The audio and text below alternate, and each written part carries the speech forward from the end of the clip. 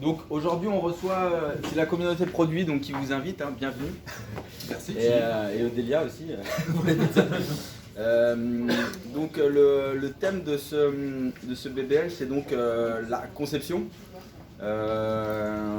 Puisque c'est une question, tous les jours les équipes se posent la question de comment concevoir, à quel moment, etc. Donc c'est pour ça qu'on a invité Constantin. Donc Constantin on se connaît pas. Pas l'air sûr. Moi je le connais juste par la chaîne YouTube. Je sais pas si vous connaissez Scrum Life, vous l'avez peut-être vu. Voilà, donc ils sont deux. Ouais, ça, Jean-Pierre Lambert. Je crois que Jean-Pierre Lambert est déjà venu ici pour un BBL. C'est possible, je sais pas. Et donc voilà, je vous invite à aller voir, c'est rigolo, Scrum Life. Et voilà, du coup je te laisse te présenter. Ouais, merci beaucoup. Donc effectivement, je m'appelle Constantin Gué, je suis Scrum Master, coach agile. Je ne fais pas forcément de différence. J'interviens depuis maintenant quelques temps, surtout dans des grands groupes. Dans l'énergie, dans l'automobile, dans la banque. Effectivement, j'aime beaucoup partager. J'aime beaucoup partager parce que pour moi, l'agilité, qui est plutôt du bon sens, c'est vraiment dans ce mindset-là. Donc j'ai un blog que j'écris, const.fr, où j'essaye d'écrire à peu près une fois par semaine un article sur les sujets de l'agilité. Et puis, donc, comme a dit Loïc, la chaîne YouTube Scrum Life, où on a quand même un rythme maintenant un peu soutenu de 2 épisodes par semaine, toutes les semaines depuis pas mal de temps, depuis 2017 je crois. Moi je l'ai rejoint il y a un peu plus d'1 an, et sur la partie montage et maintenant aussi sur la partie animation. Je présente des vidéos, tout ça, et on essaye de toujours parler de sujets qui touchent les équipes agiles. Donc parfois très proches, parfois des sujets un peu plus annexes, mais qui sont importants, pour lesquels c'est important d'en parler. Et puis on essaye de faire ça sur un ton un peu décalé, même si les sujets sont parfois sérieux, pour montrer parfois aussi un petit peu par l'absurde ce qui peut se passer dans les entreprises, et ce qu'on peut voir, ce qu'on a pu vivre. Donc voilà. Et aujourd'hui, effectivement, je viens vous parler de conception, d'architecture. Alors en sachant pourquoi est-ce que moi je viens vous parler de ça en tant que coach, c'est que j'ai quand même un passé de développeur. J'ai été développeur, chef de projet, CTO, donc j'ai un peu plus de 17 ans de développement derrière moi avant de vraiment me concentrer sur la partie Scrum Mastering et coaching agile. Je sais à peu près de quoi je parle, en sachant que j'ai eu de très très mauvaises pratiques de conception et d'architecture au niveau du développement sur mes 17 ans de dev, peut-être sur pendant 15 ans. Donc j'ai découvert très tard les bonnes pratiques et ça m'a vraiment changé la vie. Mais en même temps, ça demande aussi beaucoup de remise en question, souvent pour les développeurs, cette partie-là. Donc on va peut-être commencer je voudrais juste pour savoir un petit peu à qui je m'adresse, si tous ceux qui ont un profil plutôt tech, dev, tout ça, peuvent lever la main, s'il y en a. Ok. Profil plutôt produit, donc complètement sur l'autre partie. Ok. Donc ceux qui n'ont pas levé la main, vite fait, c'est à peu près quoi? UX, UI, ok. Scrum Master. Scrum Master. Ok, d'accord. Okay. Donc c'est intéressant parce que du coup, alors est-ce qu'on a des gens qui ont spécifiquement le rôle d'architecte technique ou fonctionnel? D'accord. Donc ce qui est intéressant, on a pas mal de profils assez intéressants. Donc aujourd'hui, on a 2 façons de travailler en gros, moi de ce que j'ai pu voir dans les entreprises. La première, c'est une façon de travailler qu'on a hérité de dizaines d'années de taylorisme, donc on a pris en gros ce qui se faisait dans les usines et puis on l'a adapté, parfois on l'a juste posé comme ça dans le monde du développement. Et puis on a des façons un peu plus, certains diraient à l'arrache, un peu plus agiles, un peu plus d'adaptativité, qui émergent de plus en plus, qu'on essaye de retrouver alors que c'est des trucs qui existent depuis très très longtemps et qu'on conceptualise depuis très longtemps. Donc, je vais faire quelques dessins. Donc, généralement, ce qu'on va voir aujourd'hui, c'est donc on va parler de waterfall. Donc, on va avoir une phase de conception qui va donner des requirements, des choses comme ça. Enfin, voilà, qu'est-ce qu'on va devoir faire, à quoi va devoir ressembler notre produit. Cette phase-là, elle peut durer longtemps. Moi, dans mon expérience, très récente même, cette phase-là, elle peut durer de plusieurs mois à plusieurs années. Donc, parfois, c'est 2-3 ans de conception. On va ensuite généralement avoir une phase de design. Donc design, là, je parle vraiment graphique. On va sortir des UI, on va sortir des maquettes.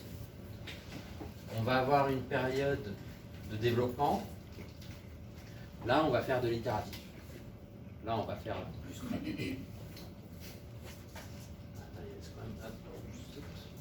Là, on va faire du Scrum. On va avoir une période de test. On vient tester ce qu'on a développé itérativement au bout d'un moment. Puis ensuite, on va avoir la livraison, le déploiement. Donc ça, beaucoup de boîtes, moi, dans lesquelles je vais, ils sont comme ça et ils sont agiles. Ils se disent agiles parce qu'ils font des itératifs ici. Sauf qu'en fait, tout le reste, c'est du cycle en V. Généralement, de façon un peu pompeuse, on appelle ça du Scrum Fall. Du Waterfall avec un peu de Scrum. C'est du Scrum Fall. Et en fait, le problème qu'on a là, c'est que théoriquement, le point fort de Scrum, je donne Scrum par exemple, mais ça pourrait être autre chose, tout ce qu'on peut mettre dans l'agilité, on va dire. Le point fort de l'agilité, ça va être tout ce qui va être empirisme. C'est-à-dire l'empirisme, il faut le décorréler de l'itératif, même si ça va ensemble bien sûr, mais l'empirisme, c'est pas de l'itératif, l'empirisme, c'est de l'apprentissage. Et souvent, ce qu'on va essayer de garder ici, c'est l'itératif et l'incrémental. Parfois même pas l'incrémental. C'est l'itératif. Donc ça veut dire qu'on va avoir, de notre conception, on va avoir un backlog, une liste de choses à faire, d'accord ? Avec notre design, pour la plupart des éléments, on va pouvoir mettre de jolies maquettes devant. Hop. Et tout ça, ça va être ce que doit faire l'équipe de dev de façon itérative. Et de façon itérative, ça veut dire qu'on prend des éléments au fur et à mesure. Une équipe qui fait ça, elle peut se considérer agile. Moi, je ne vais pas forcément la considérer agile. Je ne vais pas considérer qu'elle fait du Scrum, parce que je suis un peu violent parfois, mais j'essaye de le dire gentiment généralement. Parce que justement, il n'y a pas du tout de notion d'empirisme. Donc l'empirisme, pour faire cette distinction, c'est l'apprentissage. Ça veut dire qu'on va créer quelque chose et on va l'étudier pour en apprendre quelque chose, pour étudier les résultats de ce que ça donne, et ensuite prendre des décisions par rapport à cet apprentissage. Donc ça veut dire que quand on va faire le premier élément, on va essayer d'apprendre quelque chose, et ce qui va nous permettre de définir ce qu'on va faire ensuite. Un des éléments qu'on avait potentiellement imaginé, ou complètement autre chose. C'est là où on a les notions de pivot, etc. Ça, c'est faire du Scrum, déjà plus. Parce que le but du Scrum, il y a si on essaye, et de l'agilité, si on essaye de théoriser ça, conceptualiser, c'est de livrer. Tant qu'on n'a pas livré, on ne peut pas apprendre. Alors livrer, ça peut être à une petite partie des utilisateurs, pas forcément tout le monde, mais en tout cas c'est de livrer pour apprendre quelque chose. Puis quand on livre, donc on livre tôt. Alors moi je mets toujours tôt en décorrélation de rapide. Le rapide, on a une notion un peu de bâcler, de faire les trucs un peu vite. Non, tôt c'est on fait les choses bien, mais on livre vite, tôt. Et du coup, on livre tôt et on livre le bon produit. Parce que, alors je crois que c'est un des créateurs de Scrum, je crois que c'est Jeff Sutherland, qui disait que Scrum ça peut permettre de livrer très vite, mais ça peut permettre de livrer très vite de la merde aussi. Ça marche très bien pour ça, hein, et c'est souvent ce qu'on voit d'ailleurs. Donc on livre le bon produit. Et on livre tôt le bon produit, mais on le livre correctement. Donc correctement, ça veut dire qu'on a un produit qui sert à l'utilisateur, en tout cas on espère qu'il sert à l'utilisateur, mais c'est pas un produit jetable, c'est pas un produit qui est pour être bug, ou on ne sait même pas d'ailleurs s'il y a des bugs ou pas, on espère que ça va fonctionner. Et bon, je ne sais pas s'il y a des développeurs qui ont déjà vécu le moment où on déploie et puis en fait on ferme les yeux en espérant que ça se passe bien, mais parce qu'en fait on n'est pas sûr que ça se passe bien. Puis on ne déploie pas le vendredi, parce que le vendredi si ça ne se passe pas bien c'est galère. Donc voilà, donc pour éviter tous ces problèmes-là, on va essayer de faire correctement. Et au final, ce qu'on veut, c'est tout ça. Il n'y a pas d'ordre particulier, hein. C'est pas livrer plutôt que le bon produit, on ne livre pas n'importe quoi. On livre tout, ça doit être tout coché. En fait, à chaque fois qu'on livre quelque chose. Oui. C'est un peu l'équivalent d'une bêta en fait. Alors, si tu entends bêta dans le sens... C'est un peu ça la bêta, c'est-à-dire livrer tôt, mais avec le bon produit, mais peut-être pas fini complètement. Et en même temps, alors, pour moi, bêta, il y a une notion de débugage. C'est-à-dire qu'on va le mettre dans les mains de l'utilisateur pour qu'il trouve les bugs. Pour moi, c'est pas forcément là. Pour moi, le côté bêta, c'est-à-dire trouver si c'est le bon truc, c'est plutôt au niveau du bon produit.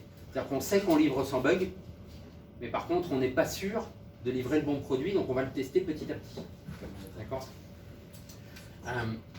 Et pour ça, d'ailleurs, je ne vais pas forcément rentrer en détail là-dessus, mais il y a des notions de développement qui sont le TDD, qui sont des choses comme ça, qui permettent justement de livrer ça. Oui.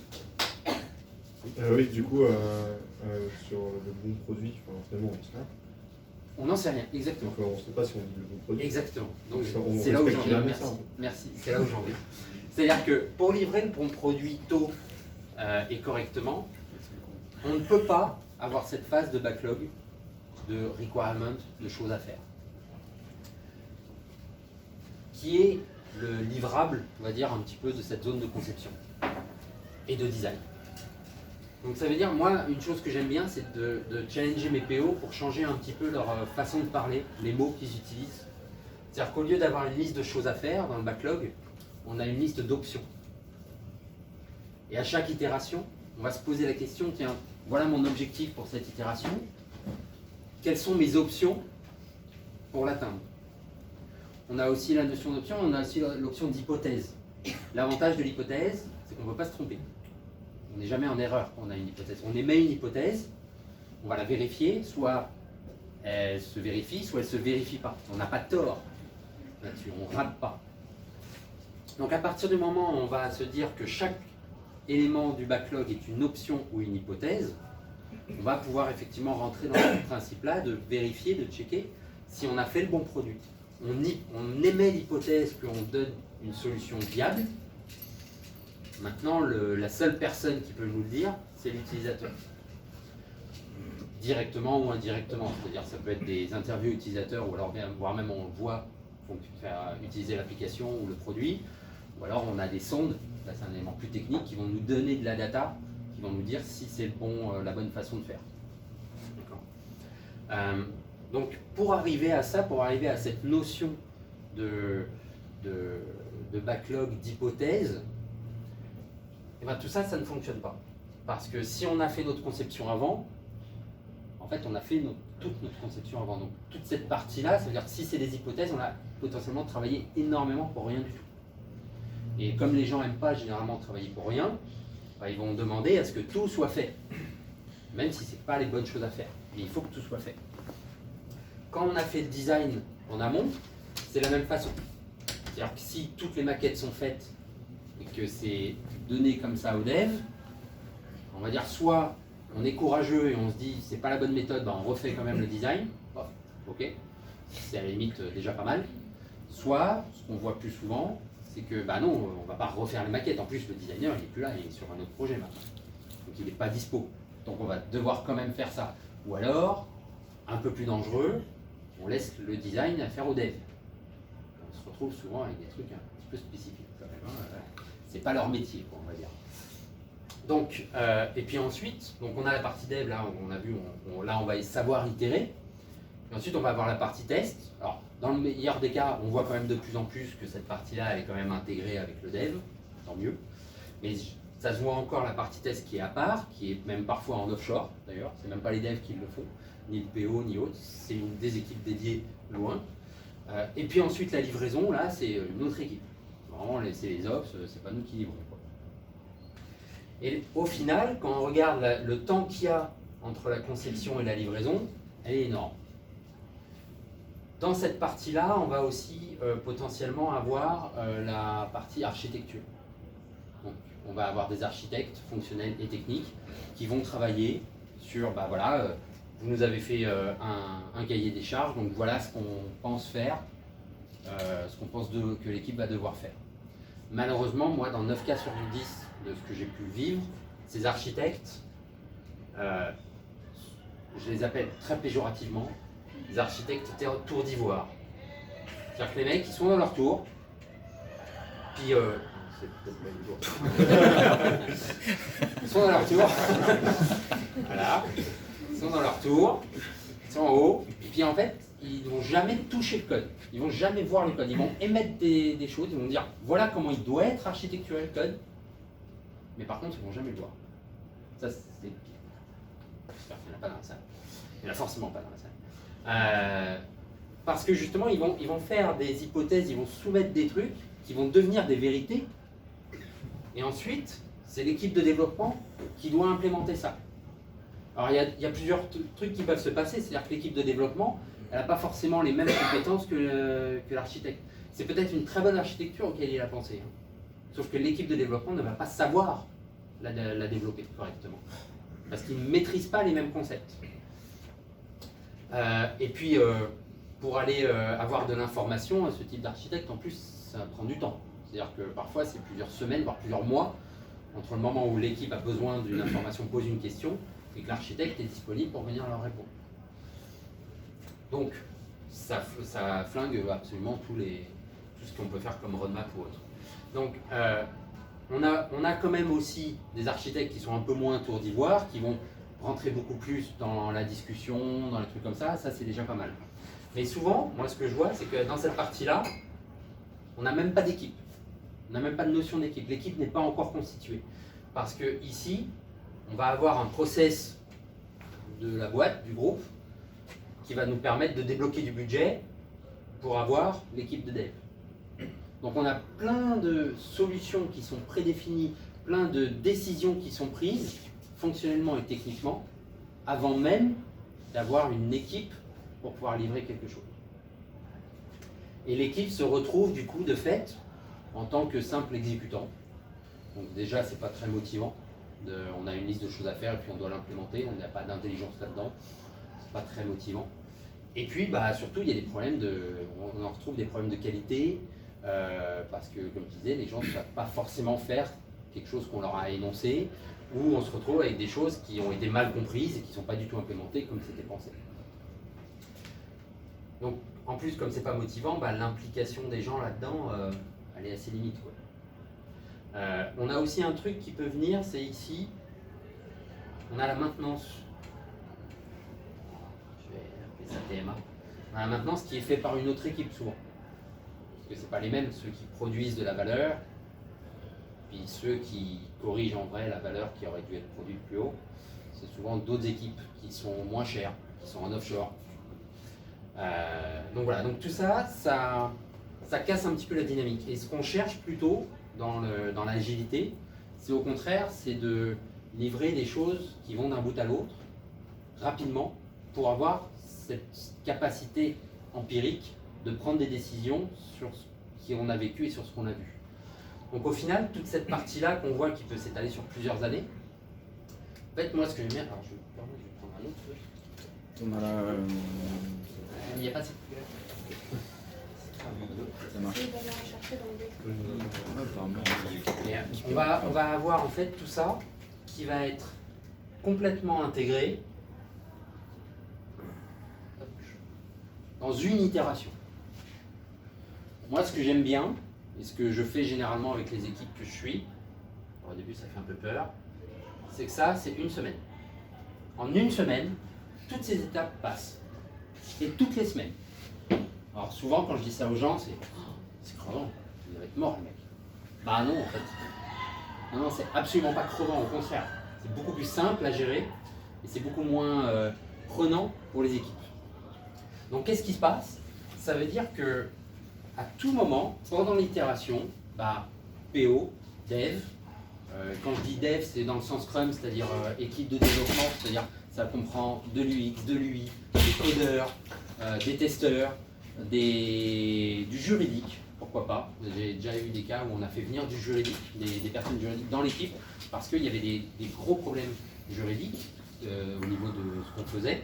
Et donc on avait besoin des compétences pour pouvoir faire le bon produit.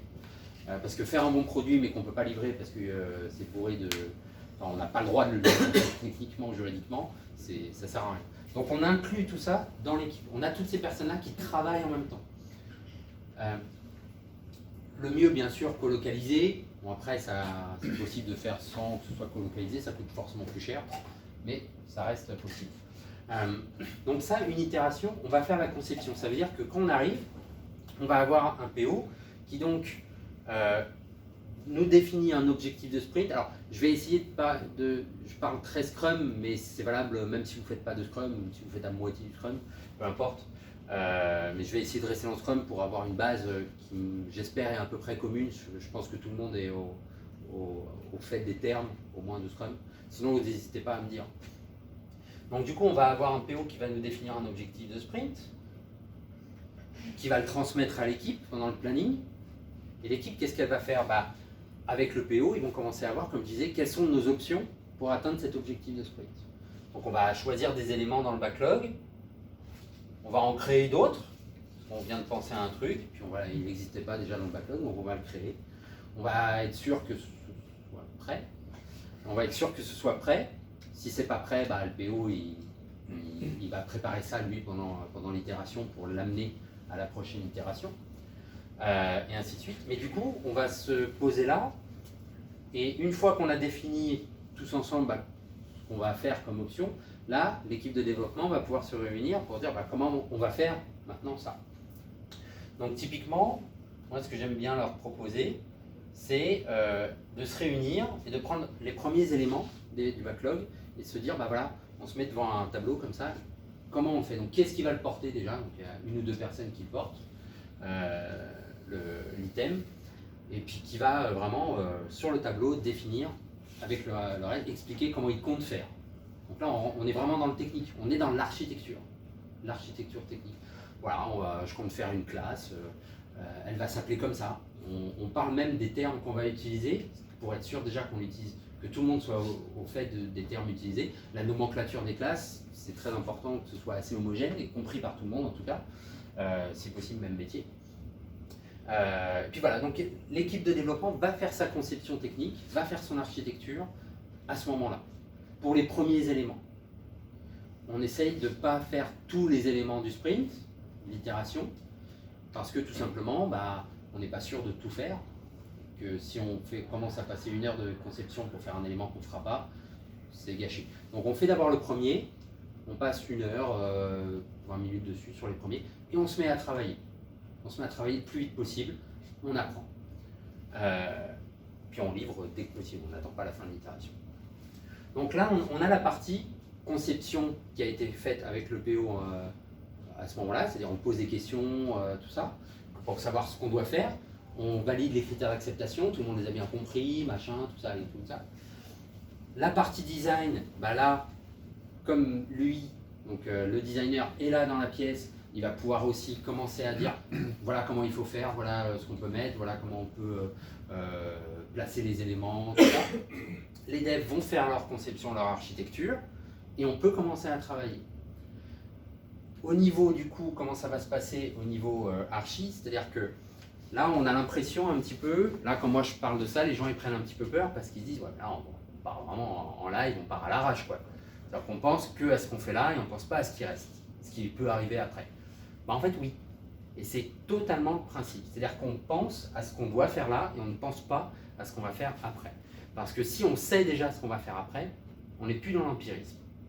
On est dans la prédictibilité, on est dans notre backlog, c'est une liste de tâches à faire.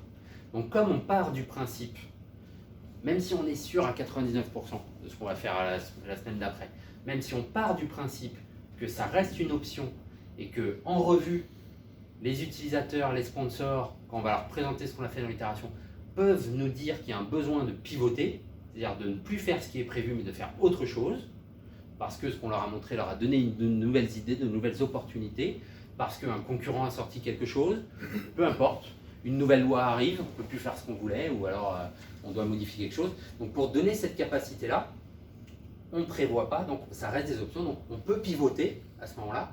Du coup, on n'a pas trop prévu. Et qu'est-ce que ça veut dire pour le code, pour les développeurs?